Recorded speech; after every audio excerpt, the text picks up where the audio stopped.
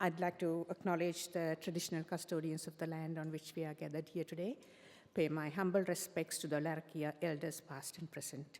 And we will do a joint presentation. I'll speak about the housing model, and Brenda Lucas, my colleague, will talk about our support programs, and Auntie Graceland will talk about her perspective as a long-standing member and tenant of Yumba Meta.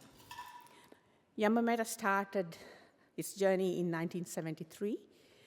We're 53 years going strong, I believe. Our housing model is based on the principle of place-based and person-centric. So our housing model is quite different to many of the other models that exist in Australia today. So we have 10 different types of housing. We have the long-term social housing, and we have long-term affordable housing. For those of you who don't know the difference, social housing, we calculate the rent as 25% of household income, and affordable housing is 74.9% of market rent. We have the specialist disability accommodation for those experiencing a disability. We have crisis accommodation, 2 houses, Flora House and Elsie House, which are both named after 2 elders who had spent their entire life working for the community. So they are crisis accommodation for women and children experiencing domestic and family violence. We have a diversionary center, which has 50 beds for those people who are at risk of being incarcerated due to public intoxication issues. We have senior housing. We have the Ernest and Maud Houlihan Village, which is 16 dedicated houses for seniors, and totally we have 24 houses for seniors. We also have the employment education accommodation, which is for 13 houses for those people who are traveling from rural and remote communities to access education, training, and job opportunities. We also have our own not-for-profit real estate, which is called Housing Wise. We have 36 properties under management. Now we work with those it's a slow growth because we want to work with landlords who align with our values. So no one dictates to us as to who we put in those houses. They just have to leave those decisions to us. So it has been a bit of a challenge, but we have managed to get 36 properties, and we are on our way to sign up 40 more properties. So, sorry, I forgot about this. So our vision is to build accessible communities, and our mission, of course, is to advocate for First Nations people and other vulnerable groups. I spoke about this, and now I just wanted to take this opportunity for you to think about how hard it would have been for us to get to this point. It has been really, really difficult. This journey has not been easy for us. So the Ernest and Maud Houlihan Village took us 12 years of lobbying with both federal and state governments. From the day we bought the land to the day the first tenant moved in, it took 12 years.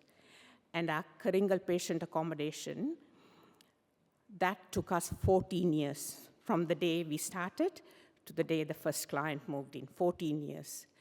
And Hillside Gardens estate, that took us 12 years, and nobody funded that, so we had to use our own reserves and our own bank borrowings to develop 26 acres of land, which we developed into 40 lots of land, retained 7, and then sold the others in the open market, and used the profits to build on the 7 lots of land that we retained. So it has been a difficult journey, but I think it has been a worthwhile journey because we are constantly engaging with community, getting their feedback, and lobbying with different levels of government and getting what the community really wants. I think that has been really important for us. And Brenda will talk about the programs that we do. Our programs are all interconnected, and almost all of them are accommodation-based. And Auntie Graceland will talk about her perspective as a tenant, so I'll leave it to them to take on this. So I'm going to start with we actually have 2 homeless programs. and one of them is Dale Parker Place. So Dale Parker Place offers a secure, culturally safe accommodation for adults over 18 years old who are facing long-term homelessness. This site actually features 40 self-contained units, studio units, a communal space, and we provide a 24/7 on-site support. We have staff who works alongside residents to deliver case management, set personal goals and connect them to health and other services. This is also a gated facility that allows the clients who come in because they've to build on their life skills, but also have given that time to actually learn more about, how do they actually become independent to move into the community. Because it's gated, it's also case managed and supported on site. The other homeless program is called Kringle. It's actually a patient transition program. It provides a short-term supported housing for rural and remote patients accessing medical care in Townsville. So this service offers safe, comfortable space where patients can rest and recover with dignity. The facility provides 24/7 on-site staff transport to medical appointments. Kringle helps reduce the pressure on families and health service by offering a culturally safe and supported transition while they're actually accessing the medical care within Townsville. In that facility, we actually have 1 by 3 bedroom unit and 3 by 2 bedroom units that allows the communities such as Dormagee, Mornington Island, Normanton, Burketown, Mount Isa, a lot of the rural and small remote communities, to bring their families with them, because a lot of the time they may be in Townsville for a longer journey to recover from their health than like leaving their family behind. So if they have their family, they can recover quickly. We also have 4 by units for male, where they also can bring their carer with them to access the facility, with 8 carers for the female. We find that we're finding more females are accessing the facility, single females that come with their carers. The other program that we also manage is the domestic and family violence. So we actually manage 3 domestic and family violence program there. As Dushy had mentioned, we had 2 women's shelters, Elsie House and Flora House. Now, it's crisis and short-term accommodation for women and their children escaping domestic and family violence. This also, features a 24/7 on-site support and trauma-informed case management support during their stay. The women's shelter aims to provide a stepping stone to long-term safety and stability and healing while they're actually there. So there's no, like I said, it's short-term, so they can actually stay as long as they need to, until we can exit them back into the community safely as well. The other DV program is called our Townsville Family Violence Support Services, where we actually work within the communities. We provide for Aboriginal and Torres Strait Islander 18 years and over. We provide that holistic approach to the person's life that are experiencing and impacted by domestic and family violence, for both victim survivors and person using violence. The service also provides safety planning, counselling on site as well, and referral and coordinated referral to legal, health and housing and other essential services within the program itself. This is also case managed by male and female, where we have different entry for the male who are accessing person using violence, who are accessing the services, are also supported by the male, and then we've got the female case management too. The other program we have is called Uncle Alfred Legacy Program. So it's a culturally responsive men's behaviour change program for Aboriginal and Torres Strait Islander males impacted by domestic and family violence. So this is a 12 weeks program that is delivered both to victims, survivors and person using violence, it allows them to recognise safety and healing where they must do it together. This program is recognised by the courts, by the magistrate court, where when they are, instead of going to being incarcerated, they could be paroled to actually it'd be part of their DVR order to do the program as well. But it's a very successful program. Pretty much we've got about 80% that are doing the program voluntarily. So there's men out there who really want to, heal and make a change to their lives as well.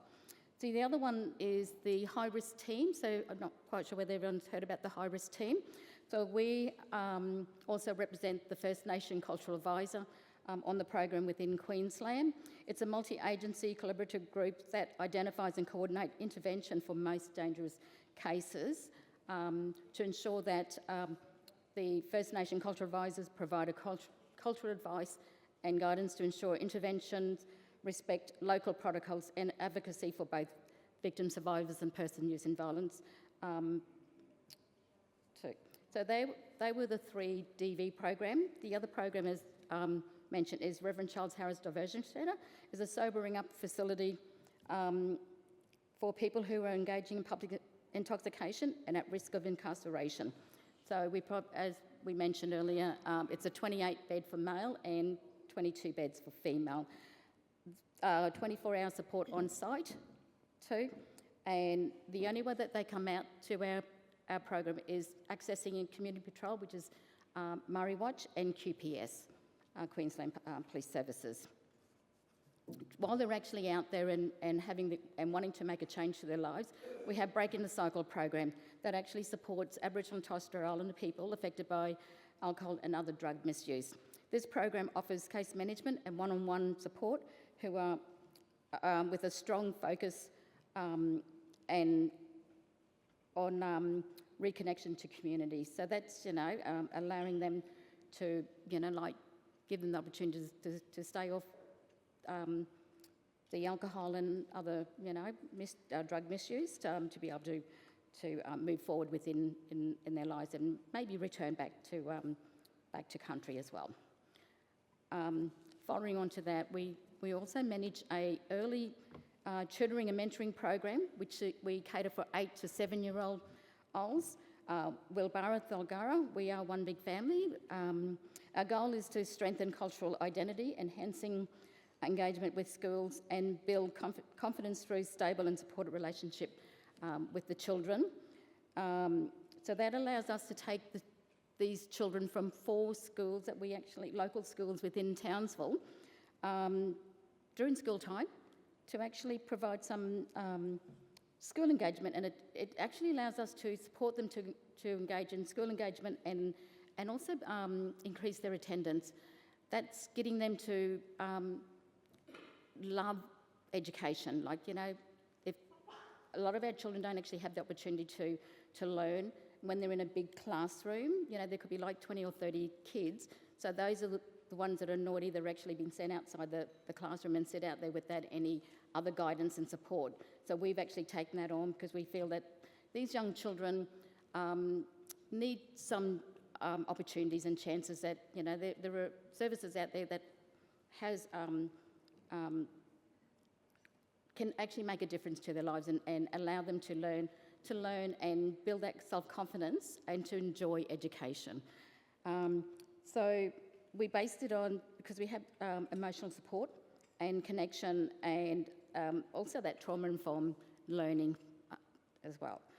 So that's pretty much the service. Yeah. Sorry. So that's our programs that are run within Yumba Meta.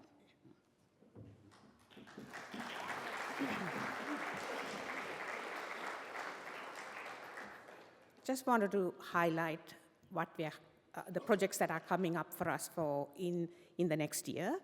So we have 36 studio apartments that's going to be ready in September this year. And then we have 12 2- and 3-bedroom units for crisis accommodation. One of the reasons for that is that we found that women who have children or boys over 12 were excluded from shared accommodation, and people who had pets couldn't come into shared accommodation. Those were all barriers for people entering shared accommodation. So we are building 12 homes, which are a mix of 2 and 3 bedroom, just to accommodate that group of children, that cohort. And then we have 4 transitional accommodation for women and children, again, exiting shelters, because with the housing crisis, at the moment, they are stuck in shelters for over a year and no way of getting out. And it's not a healthy situation for women with 3 and 4 children stuck in one room, because in a shared accommodation, you can have only 1 room. So that's 4. And then we have 47 dwellings coming up for affordable housing, because we are finding even our workers cannot access housing in the private market. So all those people who are working but still can't access housing in the private market, we will be able to provide these 47 houses for them. And then we have identified 6 social housing old homes that we have now, and we have got funding to demolish them and build modern gold standard duplexes on those sites so people can live comfortably. They're saving for their electricity. They all have solar panel. So it's a lot more modern with lesser yards, so less maintenance and things. So these are the projects that are going to come up in the next 18 months. Wow, how deadly is that? Yeah. I'm just an elder in residence, a real elder in residence. 53 years ago, when Yumba Meta got their first lot of housing, and it didn't come easy, a lot of advocacy, and our genuine people, with some genuine white people too, got together, and the main man that wrote the Constitution and kicked it off was Elder Uncle Ernie Houlihan, who's still alive and still of sound mind. And as Dushy said, they named the Elders Village after Uncle Ernie and Auntie Maudie. So 53 years ago, I was just about ready to jump on a plane to America, and there was a crisis meeting called for Aboriginal housing. They'd got their funding, and they needed 10 or 12 people to quickly put in an application that would probably be good tenants. So my mum was connected then, and she said, "No, don't go overseas. I want you to help Yumba Meta get these houses." I said, "What do you mean?" She said, "Just write down you want accommodation." I said, "Oh, okay." And a lot of our mob were laughing at the committee, saying, "What, government going to give you money for 12 houses?" And sure enough, I put in and I got a beautiful high-set home, 10 Veronta Street, and then I went overseas and came back. So I've been keeping an eye on all the organisations as an activist, and I can honestly say that Yumba Meta's first and TAR's is second, because the hard work that's been put into this, and I've got a beautiful home, an elder's home, and it was on the screen. It looks like it's from Hollywood, and it's built right on the river. And early in the mornings when I get up to study, you'll see goannas and kangaroos, and I'm just so grateful that I've got it. I've reached my elder status now, 75, but I've been in that beautiful home for 2 years. And Yumba Meta is very strict, but they're very culturally appropriate. And, oh, you got it there. And we're all sitting down yarning, a few of us Murrays, and I said, "Hey, I've got to go home and pay somebody to clean my house. I've got a big house inspection tomorrow." Press that. Anyway, one of them said, "Yeah, they're more stricter than LJ Hooker." And they're not wrong, and that's why I believe the company has grown. I'd like to say hi to our deadly new chairperson of Yumba Meta, my lovely nephew Mikey Ellen. And Dushy, we couldn't do it without you. 30 years in the making, and little Brenda doing all the social stuff. I'm just a social butterfly. When anyone invites me to a conference, I'm there. But I just wanted to close by saying we've really enjoyed this conference. Thank you to my cuss, Leanne and company. And Thanks, everybody. We'll see you at the next housing thing when we all do a big coup and everybody get their housing money. God bless.